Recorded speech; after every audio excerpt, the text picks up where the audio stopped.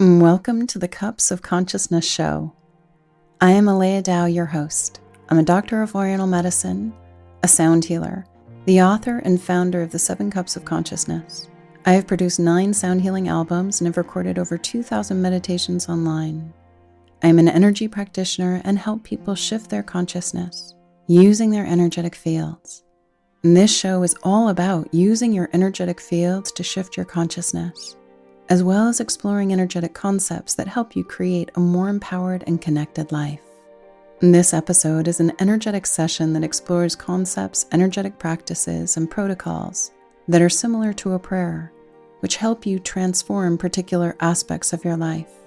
When you listen, recognize that some part of you is using your energetic fields to shift your vibration, which in turn shifts your consciousness, your behaviors, your beliefs, how you react and respond. You might even go into an altered state, so use caution if you're driving or doing something that requires a focused mind. With all of this work that I present, remember that it is your energy shifting you in your own unique way. That way you stay in control and empower with your process. So take a deep breath in, pull yourself into your line of light, and explore your inner terrain in a safe and supported space. Let's dive in. Welcome to the Cups of Consciousness podcast with me, Aleya, and today I am blessed to be in the presence of Sandra Valks. She is a passionate communicator and helps people reach their highest potential. She is a positive intelligence coach, a former sales leader, an entrepreneur. She speaks in prisons and helps inmates learn how to prepare for the life that awaits them on the outside. She works with high-performance executives to overcome burnout and is a promoter and advocate for conscious living and human potential. Welcome. That is beautiful. I love this whole world of when we have chosen to wake up. Yes. Something has nudged us along and in the old ways that said, there's something more. And when you just think you've gotten there, there's something more. Yeah. And the beautiful thing is, even after all these decades, I know there's something more. So that's interesting that there's something more. That's a reflection that you have curiosity in your heart. Yes. And you work with people in burnout. And so we're just diving right into the meat of it because life is short. So just say yes and dive right into the center. So when you feel your curiosity in your heart, have you personally ever experienced a time when you haven't felt that curiosity and you experience the burnout? And or how do you help people who have lost the curiosity and then they're in the burnout? Well, when I think of curiosity, if I look right back to my beginnings, I've always been curious. I think I'm the regular. I don't know if you're familiar with Pollyanna. Uh-huh. There's always another, or Annie, tomorrow, I love you tomorrow. Because I can be in the boonies today and tomorrow I'm back up and out. I think that resilience has just always been part of me. I don't like it when I'm down in the doldrums. I don't like it when I'm down and broken, and I've been there. Mm-hmm. I think only because I've been there that I've learned how wonderful it is to choose to stay in the sunlight. The whole idea of burnout, I guess the dark night of the soul for me would have been going into my burnout. I went into the corporate world and I was going to go, and people said, how come you can't go into the insurance business? People are going to die. Then what are you going to do? You can't go that. Do you know who they hate to have at the front door knocking on door? Because that was 40 years ago. Wow, very different times. Yeah, very different times. And, they don't want the vacuum sales. They don't want religious nuts, and they don't want insurance salespeople. Right. Salesmen. They didn't have any people at that time. And I went anyhow. So even within that curiosity, I said to myself, well, if I'm in for 6 months, if I'm getting in and I'm accepted, and it took like 8 interviews to get accepted because I had moved around. My income had gone down following my husband's career. If I'm in for 6 months. If I'm in for 6 months, I'm in for a year. If I'm in for a year, I'm in for 2. And if I'm in for 2, I'm in for 5. Guess what? At the end of 5 years, I forgot to say if I'm in 5, I'm in 10. That would have been the first of my down year. That was kind of my worst year. But then when I got back on my feet and carried on, I was caught, I guess, with my society, what society expects. And I'm from the old British work ethic. And the society at the time said, you get married, you make your bed, you lie in it. That's the way it is. And you're a mother and you're a wife and all those things. So when I went into the corporate world, I decided nobody was going to be deprived. Well, who's not deprived? Nothing for me, 0 for me. So eventually I was running away from an unhappy relationship, workaholic, no different than the alcoholic I was trying to fix. And therein is the challenge. Yeah. So there was a lot of tears, a lot of running. And yet I kept on going. So there's something that just says there's got to be more, got to be more. Well, I've got to get through this. So even all those old work ethics and those old thoughts still had me stay in to see it through. Right. Because if you're going to stop in the middle of it while you run into a depression, which is what happened, you workaholic, you give nothing to yourself. True. You're empty, but you run anyhow, and you burn out for the corporation. You and I know that wasn't for the corporation. Right. It was from the running. Yeah. And as that went, then the relationship, of course, that I was running from came crashing in as well. So the word divorce that I had never even had in my vocabulary took 3 years, as brutal as it was. And I knew if I ever started to cry, I'd never stop. I would just have a flood in the universe. And that was true. After 3 years, when it was finished and I could say it was concluded, then I think I did cry for 3 years. But I never quit. Right. I think something inside me just says, no, there's got to be something more. This is not what you do in this world. It's got to be something more. So I'm really blessed to have perhaps listened to that little voice inside anyhow. Yeah. Not really recognizing what it was. And from there, once I was aware and once my hands were empty and my life was broken, from there, I was able to then start to rebuild. But you can't rebuild what you don't understand. Right.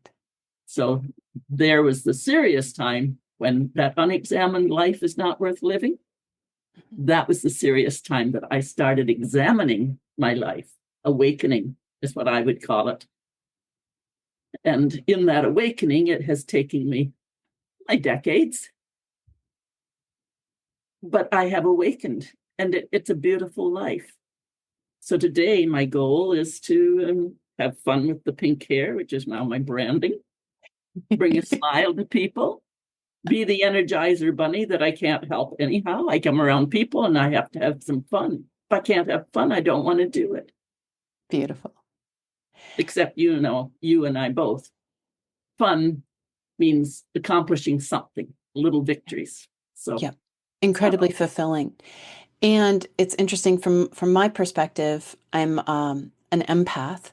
And when I take a look at what you embody inside yourself and that resilience, that curiosity, that no matter how empty the barrel is, no matter how hard it is in the outer world, you keep going. You don't give up. And so again, I'm just intuiting that the gift that you offer to people when you're in their presence, when you're coaching them, working with them in whatever way, it could be at the grocery store, it could be at a book group, it could be in your coaching sessions with people, you positively, empathically impact people who haven't cultivated that muscle of resilience inside themselves. Absolutely. In the grocery lineup, right. It's just nice to let our voice out, I've been a Toastmaster for years, and I've been a singer since I was a little 5-year-old kid. So I appreciate your music and your voice. And any meeting I ever run, I get the voices out first, just introduce yourself and so on. Having the voice out, now we're able to actually ask a question, or we're able to share. So even in the grocery lineup, there'll be somebody, 20 bags of potato chips or something in their cart with a case of pop. Nothing wrong with saying, "Oh, where's the party?" Who's that party for? Good. And that just lets them open up and talk. And other times it's somebody that's just looking a little sad, and doesn't matter. Yeah. Others will just say, "Oh, I like your hair." Just say, "Oh, thank you. Thank you." Yeah, So, tiny little opening. they're all little openings.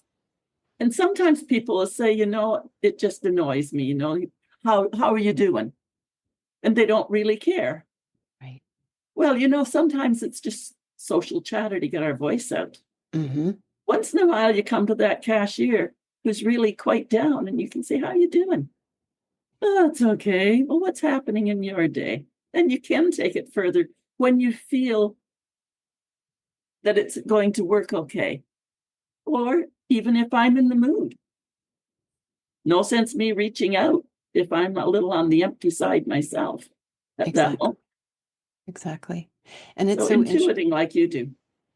And in our world, I find that the more connected we get on internet technology, the more isolated people become. And so do you have any thoughts on that? Any reflections or observations on that isolation that people are experiencing, or maybe you're not perceiving that? I always have a note in front of me that says lonely brain. And when I think lonely brain, I think of all the people that were not able to, for whatever reason. Because when COVID hit and isolation settled in big time, Yeah.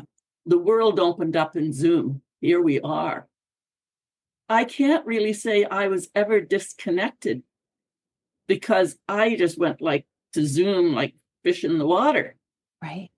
Because there were people. True. Or the old phone. Look at me. I still got no phone. I love it. That's great. And it was always kind of sad to think that people said, "Oh, no, they can't get into computers." Right. But they did that to themselves, and that's sad. Mm-hmm.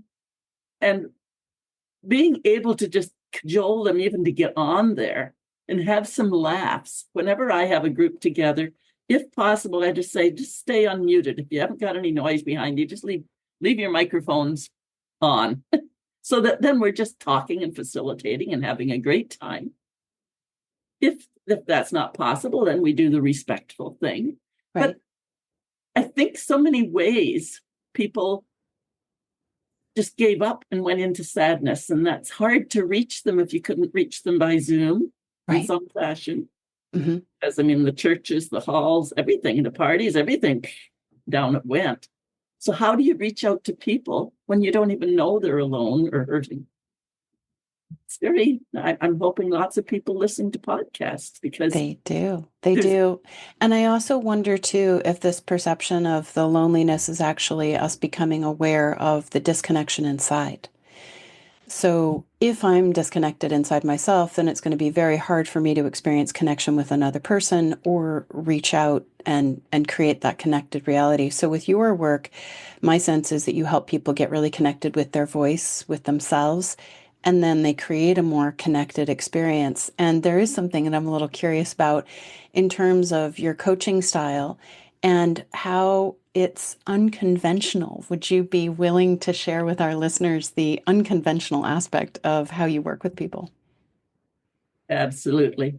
First off, I'm not restrained by the conventional coaching methods, because I'm not a therapist, so I don't have that deep coaching that goes in behind. If the next thing when we're coaching, my name that I came up with, because people said I had opinions. And I said, "You asked me?" And so eventually it became very clear that others were saying, "But it's your straight talk that we come to you for." Yeah. Taking away the fluff. So that's where the straight talk started. And by being a straight talk coach, if you're looking for somebody that's just going to coddle you and sympathize and, oh, isn't that too bad? I'm not the one. If you're ready to start making changes and you really want to peel back what's been holding you back, that's my style. So we go in there. And the other thing, sometimes people, I can kind of blow them away and I say, okay, now I know I'm pretty strong. I'm a strong woman and I like to get right into things. So here's your challenge. If I'm too much at any one point, you do a timeout and just say, Sandra, just a little gentler. I'm open for that because I know I can flow over. Yeah. I'm high energy. So we'll adjust, but you have to have the courage, if you're going to work with me, to say time out, what you need. And that becomes an equality. I had a client that I'm still working with years later, and he asked me to coach him. And I said, I don't know. He's a pretty gentle, sensitive fellow. And I said, you've been coaching with Peggy. Yeah, well, she's moving away. And apparently he tried somebody else, but she didn't show up and she didn't take leadership on it. So he realized, because Peggy said, no, you need Sandra. So he came to me and asked me to coach him. This was in speaking for Toastmasters at the time. And so I played with that. And he says, and I'm going to pay you. That's it. Okay.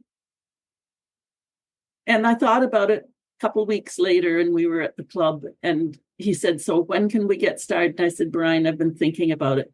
I don't think it's a good idea because you're very sensitive and I'm very strong and I don't want to hurt you. And I think I would hurt you. Mm. He says, I thought about that because that's why I never asked you earlier. And then he went to the movie that the truth, you can't handle the truth. And so he went into that whole thing. Right. And he says, you're what I need. And yes, I can handle the truth. So it was funny over the years as we got going, I would be evaluating and building. And he would say, okay, video me. He wouldn't let me video him for a long time. Mm-hmm. I said, there's where the gold is. So eventually we got to do the video and look at it. And we finished. And he said, so what do you think? And I said, ready to start. And he says, but give me the good stuff first. There was good stuff, right?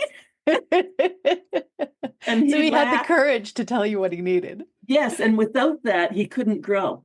Right. And his biggest gift, even though it was about speaking, was every time he'd go over the top with his language and over the top with his acting it out. And I said, Brian, you don't need to be somebody else. You need to be Brian. Just be Brian. Mm. And eventually it all came together. And today, he doesn't have to have a couple drinks before a party. He doesn't have to have, sum up his courage and wonder what to do. He's just enjoying being Brian. Beautiful. In so many ways. So we always come to coach for some reason. But with my style, you cannot coach anywhere without knowing yourself. So it's just brought in a different way that goes to what is it you want. Here's what you want. Okay. And you're going to have to be real within that.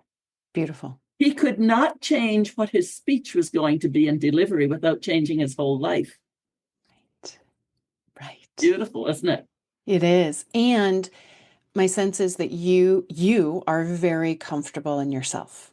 Absolutely. You are not resisting the ride. And a lot of people resist life. And before we started the podcast, I said, how are you? And you just said, I just have this passionate joy for life.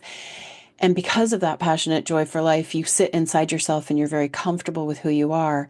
And so with Brian, you were helping him get comfortable with who he is in a really beautiful, unapologetic way. Yeah, that's the straight talk business. I've had other people, my common-law at the time, he had a boat down at the water and a lady stopped by and, well, what do I do? We're having trouble. And he looked at her and says, You don't need to talk to me. You better get up there and have a talk with Sandra. Oh, and I said, I listened to the story. And she says, I don't know what to do. I need to leave because he's abusive. And I said, well, then leave. Oh, I can't do that because of this. Well, then stay. Well, I can't do that. And here she was going back and forth. So you can stay in sympathy with it and play that game. Mm-hmm. And I said, well, then I have nothing else for you. If you don't If you're not want willing to take make a action. change, if Mm-hmm. you don't want to make a change, stay where you're at. That's the answer. That's the straight talk answer. Yeah. Absolutely. So anyhow, it wasn't too long after that. She said, you're the only one that has been able to help me get through. Everybody else was worried about, oh, isn't that too bad? And yeah, isn't he a terrible fellow? Oh, yes. So they enable her. And what you do is you challenge people and maybe even call out in a compassionate, kind way. Well, you have to have courage. And you don't say this, but you don't have courage. And the only way for you to make this change is if you actually conjure the courage. And we all have a choice of, I am going to crank up that courage dial. You're going to do it or you're not. Right. So there's no maybe. There's no Correct. maybe.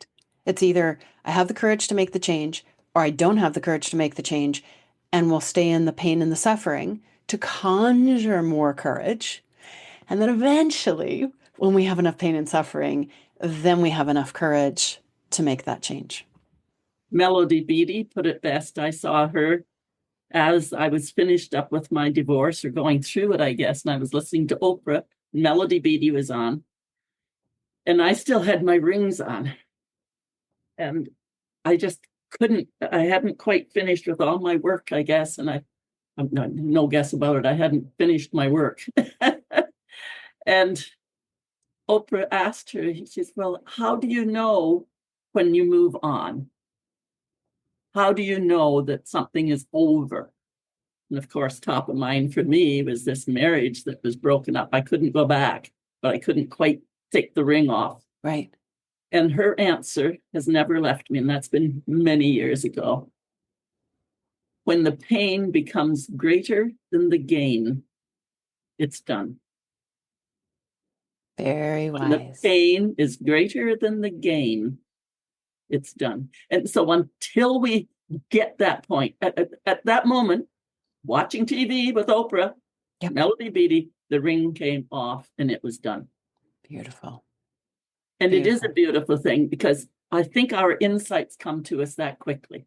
Yeah. They've been brewing, they've been bubbling around. We've been having that battle with ourselves in our head. But when it finally happens, it's done. And Absolutely. I live my life very much like that because I'll do everything. I'll go so far. I'll go beyond the beyond to make things work, to make things right. But once I finally come to the end, there's no going back. It's done. It's done. Very true. And I think that too, the more we awaken, the more sensitive we become. And then the whispers instead of the sledgehammers. It's like there is a discomfort, but it's like this tiny little whisper, and we pay attention to that so that we don't have to be in excruciating pain. It's just that little shimmer of pain gets us moving in a direction of healthier way of being. And I think it's those whispers that are the easiest ones to ignore because there's no pain. See, pain is a gift. The pain is the gift that says you're going to have to do something about this. Right. But when we get to just the whispers, in our awareness and in our own growth, we have to agree with ourselves that, oh, I know, and I can procrastinate. Doesn't hurt that bad. I can procrastinate. We can put things off until eventually the pain is greater than the gain, even within those whispers. True. And the whispers are the absolute jewel that we can uncover. In fact, a little earlier before our visit today, I was with a lady who does declutter. So it didn't have to be just physical declutter. Right.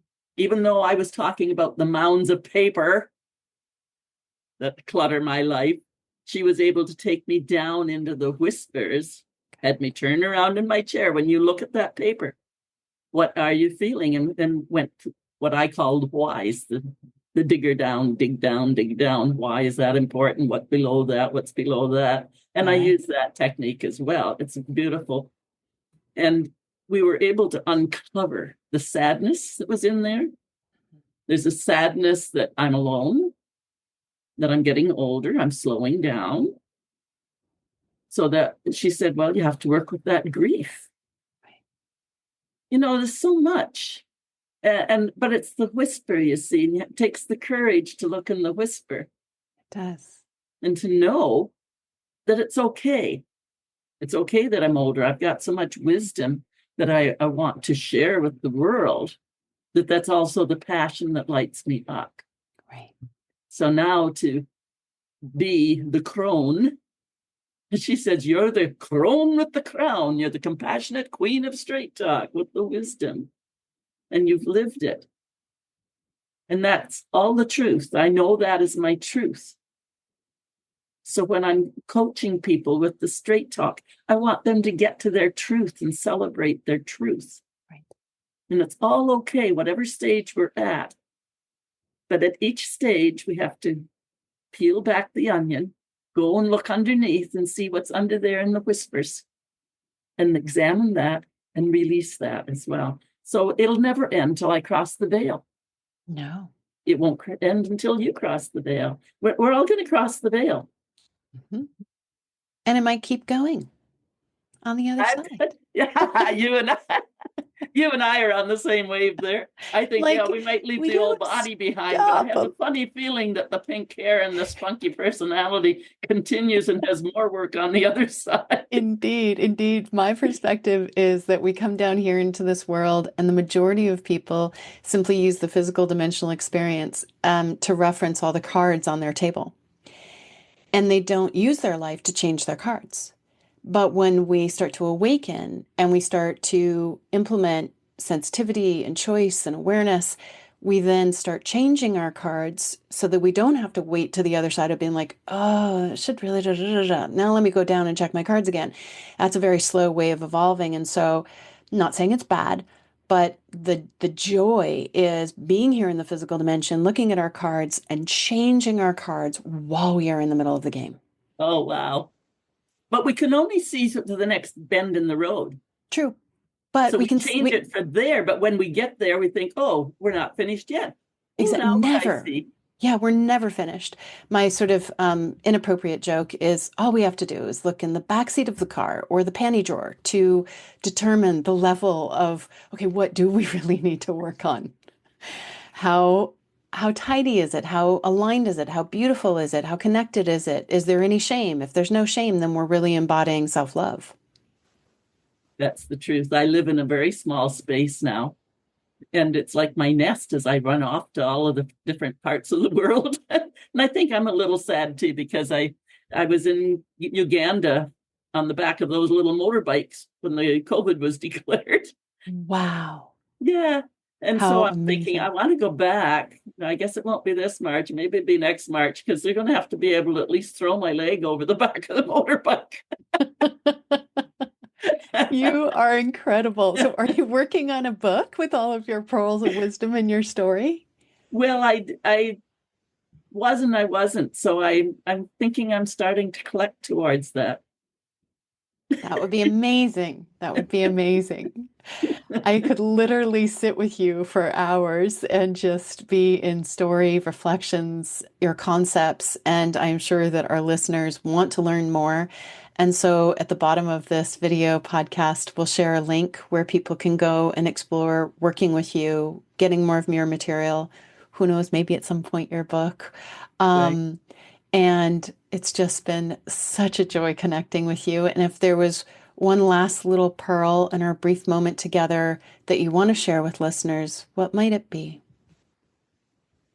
I would say there's so much joy in living, so much joy in being with other people. And so turn the news off. Don't worry about that. You can't change the elections are done, wherever, you can't change the governments anywhere in the world. And I've been in a lot of places where the governments are overtly corrupt. but you still have to live today. And so to live today, spread your own energy and joy around to those next to you, and it keep expanding. When I change mindsets in Uganda, I'm not changing their government, but that family I lived with, they're now leaders and they're bringing in other groups, and it's expanding. It's beautiful. That's what we can do. Just expand the ripple and bring joy. Some pink in your hair. Love it. Thank you so much. Have a beautiful day, everyone.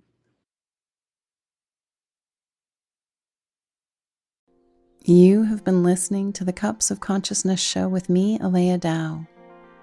Receive a free month of the Cups of Consciousness. Go to 7cupsofconsciousness.com. When you get your free month, you will get 5 cups a week for 4 weeks. You'll also receive access to a live Tall Cup of Consciousness session. Feel free to review the show. Thank you so much for listening, and we'll see you next time. Aho.